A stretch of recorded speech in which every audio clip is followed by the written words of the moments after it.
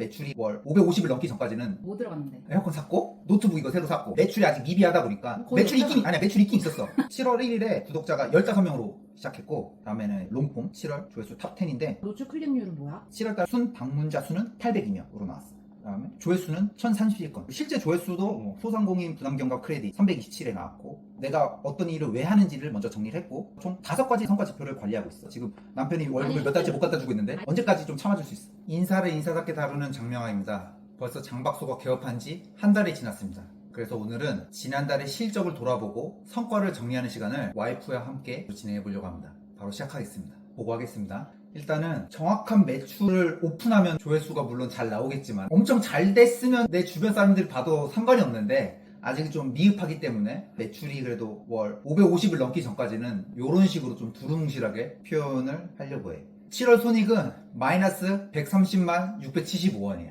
뭐야 이게 지금? 이게- 마이너스 130만 원이 매출에서 비용을 뺀 거지. 비용이 뭐 들어갔는데? 비용이 에어컨 샀고 노트북 이거 새로 샀고 MS365 구독료 아 그리고 범용 공동인증서 주유비 예상치 못했던 자동차 수리비 그 다음에 미팅룸 대관비 요 정도가 이제 총 비용이었어. 이 정도 될만하네. 매출이 아직 미비하다 보니까 거의 매출이 없잖아. 매출이 있긴 있었어. 내가 밝히지 못하지만 있긴 있었어. 다음 페이지 보면 유튜브 관점으로 먼저 볼게. 7월 1일에 구독자가 15명으로 시작했고 7월 31일 기준으로는 46명까지 많이 올라갔지. 100명 되면 파티하겠네. 100명 되면 특별한 사람을 초대해서 영상을 찍을 생각이에요.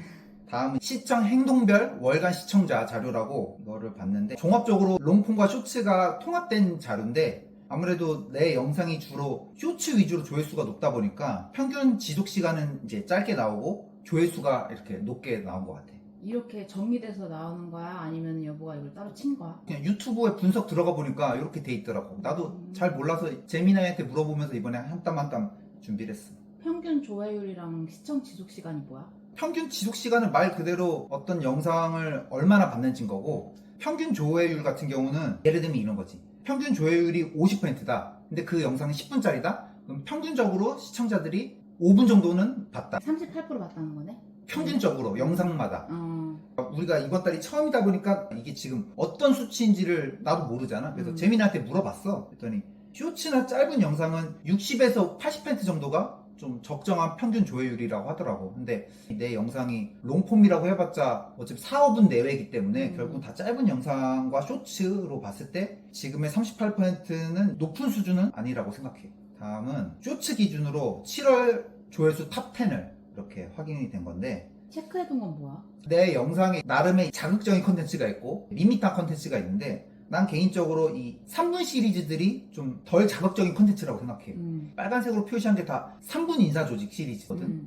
평균 조회율이 높게 나왔다는 게 난 좀 놀랐지. 이렇게 해석할 수가 있는 거지. 이제 막상 들어오고 이 영상이 생각보다 유익했다. 지금 가고 있는 길이 맞다는 생각을 좀 더 들었던 것 같아. 2025년도 중소기업 리더가 준비해야 될 이 세 가지가 75%가 나왔고 팀장을 세우기 전에 알아야 할 게 63%. 중소기업 팀장이 무능력한 이유. 이게 83.6%나 이 나와서 제목 자체가 좀 세니까 그렇지. 평균 조회율은 썸네일이나 이런 걸 보고 들어오는 데이터가 아니라 들어온 사람이 얼마나 오래 보냐거든. 그러니까 이거는 내용 자체가 사람들의 입장에서 좀 관심을 가졌던 유익했던 영상들이었다고 해석할 수 있는 거지. 다음에는 롱폼 7월 조회수 탑 10인데 노출 클릭률은 뭐야? 노출 클릭률은 영상들이 막 알고리즘에 이제 추천되잖아. 그렇게 수많은 사람들한테 나타나게 될 거고 대부분 이렇게 이제 걸리잖아. 근데 이렇게 보여지는 것들이 이제 분모고 그리고 그 썸네일을 보고 실제로 클릭을 하잖아. 그 비율인 거야. 예를 들면 조회수가 가장 많이 나왔던 게 경기도사 중소기업 주치 자격증을 추천한가 이 영상이잖아. 지금 2,500명 정도의 사람들한테 이렇게 보여줬고 그 중에서 13%가 실제로 클릭을 했다는 거지. 이거야말로 썸네일 제목과 디자인 이게 되게 중요한 영역인 거지. 그런 관점에서는 이 영상이 뭐 지금 와서 봤을 때는 제목이 나름 이렇게 후킹이 있었다고는 생각할 수 있지만 이걸 만들던 당시 그런 고민 없이 그냥 만들었던 건데 초기였죠. 완전 초기 영상이지. 당시랑 인터뷰 형식으로 찍었던 첫 번째 영상인데 전혀 예상치 못하는 게 이렇게 터졌던 거고 그 다음에 경기도사가 월급을 연봉만큼 버는 거 이거는 진짜 각 잡고 제목과 썸네일을 뽑았었던 거고 또 중소기업 현실, 평가 성과급 승진에 대한 색다른 방향성 이거는 내가 왜 표시를 해놨으면 노출 클릭률이 진짜 낮아. 0.6이니까. 사람들이 보고도 썸네일을 내가 잘 만들지 못하니까 이거를 안 클릭한다는 거지. 음. 근데 무슨 알고리즘에 의한지 모르겠지만 노출수가 10,000뷰나 되게 이렇게나 해줬어. 제미나이한테 물어보니까 이 주제가 많은 사람들이 찾는 주제라고 해서 이렇게 보여줬는데 아마 그냥 중소기업 현실 이 키워드가 들어가서 뭐 그러지 않았을까 생각돼. 그래서 제미나이한테 물어보니까 노출 클릭률이 2에서 10% 정도가 좀 일반적이래. 나는 지금 1.9%잖아. 당연히 구독자들이 많으면 노출당 클릭률이 높아지지. 근데 나는 지금 구독자가 낮으니까 그런 걸 고려했을 때는 엄청 염려하는 수치는 아니라고 제미나이가 그러더라고. 그래. 결국은 현재 내 방향성은 구독자를 늘리는 게 확실히 포인트인 것 같긴 해. 다음은 시청자의 시간. 저녁에 많이 보고 음. 출근 시간대 많이 보고 불금 때는 많이 또 떨어지는. 일요일도 월요일을 준비하기 위해서 이때 이제 누워서 보나? 딱 전형적으로 직장인들이 많이 보는 거고 토요일과 일요일은 오전 9시부터 저녁 9시까지 다 비슷하게 보는데 특히 저녁 9시부터 저녁 11시까지가 주말에는 좀 많이 보는 것 같아. 그러네. 이거를 내가 안 지가 얼마 안 됐어. 그래서 내가 2주 전부터 토요일날 업로드하고 있잖아. 이 데이터를 기반으로 8월 달에는 평일에는 쇼츠를 오전 7시 45분에 올리고 롱폼은 저녁 7시 45분에 올리고 이럴 계획이고 토요일 날에는 쇼츠는 9시 45분에 올리려고 그래. 그리고 롱폼은 저녁 9시 45분에 올릴 계획을 갖고 있어. 이거는 쇼츠에 대해서 성별과 연령을 분석한 자료인데 만 25세에서 만 44세가 쇼츠는 내 주 타겟인 것 같아. 이 보라색이 남자지? 보라색이 남자고 초록색이 여성분들이고 이게 쇼츠인 거고 영상은 좀 더 재밌어. 만 35세에서 만 44세 남성이 롱폼은 주되게 보는 거야. 그러니까 쇼츠는 어찌 보면 그냥 알고리즘이 이렇게 뿌려주는 거기 때문에 이렇게 되는 건데 실제로 구독해서 주로 보시는 분들은 나랑 동년배인 분들이 많이 보는 것 같고 약간 조금 신기한 거는 여성분들은 만 25세에서 만 34세 여성분들이 만 35세에서 만 44세 여성보다는 더 많이 보시는 것 같아. 이때 더 많이 일을 하니까 그러지 않을까? 이때는 육아하고 병력 단절이 반영된 거다. 이거 되게, 그럴 수도 있겠네. 그러면 25세에서 34세는 남자분들이 직장 생활에 아직 참여를 안 했거나 아니면 아직 리더급이 아직 안 된 거지. 그치. 신선한 해석이었어. 좋았어. 이제 지금까지 유튜브였고 이번에는 블로그 실적 관점으로 해볼게. 이제 블로그는 당신이 많이 날 도와주고 있는 영역이니까 기준이 생겼다고 보면 될 것 같아. 7월달 순 방문자 수는 802명으로 나왔어. 그 다음에 조회수는 1031건. 앞으로 7월, 8월, 9월을 계속해서 비교나갈 수 있는 이제 기준이 생겼다고 생각해. 결국 블로그는 대부분 검색 유입이란 말이야. 유튜브처럼 뭐 알고리즘으로 이렇게 추천되는 게 아니기 때문에 가장 많이 검색으로 해서 들어왔던 게 소상공인 부당경합 크레딧. 내가 알려준 거잖아. 그치. 왜 당신 나한테 이걸 알려줬어? 직접 한번 자랑을 해봐. 나도 자영업자니까 궁금해서 블로그에 쳐봤더니 나 같은 사람들이 아주 많을 거기 때문에 그리고 난 이거 실제로 신청을 해서 지금 받았어? 아직 받진 않았어. 건강보험금 했어. 처리돼가지고 얼마 남았다 이렇게 처리됐어. 이번 달 건강보험금에서 차감했어? 오, 좋네. 그리고 내가 많이 밀었던 게 이재명 정부 관련한 키워드 써서 많이 유입됐었던 것 같아. 실제 조회수도 소상공인 부담경과 크레딧 327에 나왔고 퇴직연금제도 94 나왔고 특히 좀 의미 있었던 거는 중소기업 확인서 발급하는 방법. 사실 이거 하면서 조회수가 잘 나올까 했는데 아무튼 이런 거는 한 번 만들어 놓으면 다른 것도 좀 시기성이 있는데 이런 것들은 크게 바뀌지가 않기 때문에 그치. 이런 것도 정기적으로 해야겠다 이런 생각을 좀 갖게 되었어.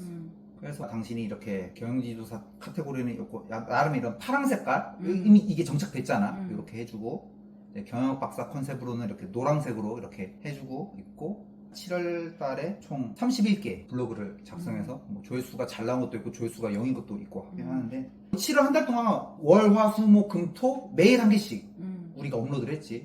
11개 올렸다며. 이게 7월 1일이 시작하는 주와 7월 달에 끝나는 주로 카운팅해서 5주라서 아무튼 여보가 도와주지 않았으면 이렇게 할 수가 없었지. 그치. 나는 블로그가 홈페이지 역할을 대행한다고 생각해. 메인은 유튜브긴 하지만 네이버 같은 데다가 상박 성과연구소 뭐 이런 거를 검색했을 때 그런 것들이 조회가 잘 됐으면 하는 마음으로 지금 블로그를 하고 있는데 내가 글 쓰는 거는 어렵지가 않은데 이게 좀 딱딱하잖아 기본글이. 그래서 내가 당신한테 초안을 주면 블로그에서 가독성 있게 잘 만들어주고 이모티콘도 넣어주고 이모지도 넣어주고 있잖아. 그래서 이 기회를 빌려서 고맙다는 말을 하고 싶고 8월 달에도 주 6회씩 나는 소스를 줄 테니까 그리고 마음 같아서는 나중에 좀 시간 지나면 알아서 여보가 작성해줬으면 좋겠지만 처음부터 그건 안 돼. 오케이 내가 소스는 줄게. 그럼. 당신이 보통 이제 저녁에 작업해주고 있는데 앞으로 더 잘 부탁합니다. 알았어. 다음 달에 한번 비교해보자고. 7월달 것과 8월달 것. 지금까지 이제 실적 보고였고, 마지막으로 이제 성과 피드백을 해보려고요. 내가 어떤 일을 왜 하는지를 먼저 정리를 했고, 그리고 그거에 대해서 총 5가지 성과 지표를 관리하고 있어요. 첫 번째가 매주 유튜브 롱폼 3개, 쇼츠 3개, 블로그 6개 업로드 하는 거였는데 5주 동안에 매주 다 지켰어. 그치. 결과적으로 롱폼은 22개, 쇼츠는 30개, 블로그는 31개를 했고, 그 다음에 매주 지식 1개 발굴을 했지만 매주 최소 난 2개씩 5주 동안 다 계속 발굴했어. 이게 엄청 뭐 유의미하진 않지만 나의 업무를 효율적으로 높여주는데 도움이 됐던 지식들을 계속 발굴하는 시간이었어. 몸무게 혈압도 잘 관리하고 있고, 그 다음에 7월까지 신규 사업 준비, 신규 영업 준비도 다 계획대로 잘 마무리했어. 여기 6시에 일어나? 6시 반 아니고? 6시에 일어나. 6시에 대단하다. 일어나서 6시 반부터 업무 시작하지. 나의 근무 시간이 6시 반, 6시 반이잖아. 그래서 잘 지키고 있어. 그래. 구글 시트로 매주 이렇게 추적 관리하고 있는데, 지난주 거에 대해서는 내가 이렇게 했고, 이런 식으로 나는 성과 피드백을 하고 있기 때문에 실제로 성과과에서 성과 관리로 내가 멘토링 할 때도 이런 식으로 안내하거든. 난 내가 하고 나한테 도움되지 않은 거는 고객한테 이거 하는 하지 거는 않거든. 스트레스 받진 않아? 스트레스 받지 않고, 나는 이거를 일찍 하면 일요일 저녁에 하거나 매주 월요일 오전에 하거든. 지금 이제 월요일 오전이잖아. 이번에는 컨텐츠를 찍기 위해서 어제 저녁 했는데 재밌어. 일주일 단위로 나를 이렇게 정리한다는 게 스트레스 받을 것 같은데?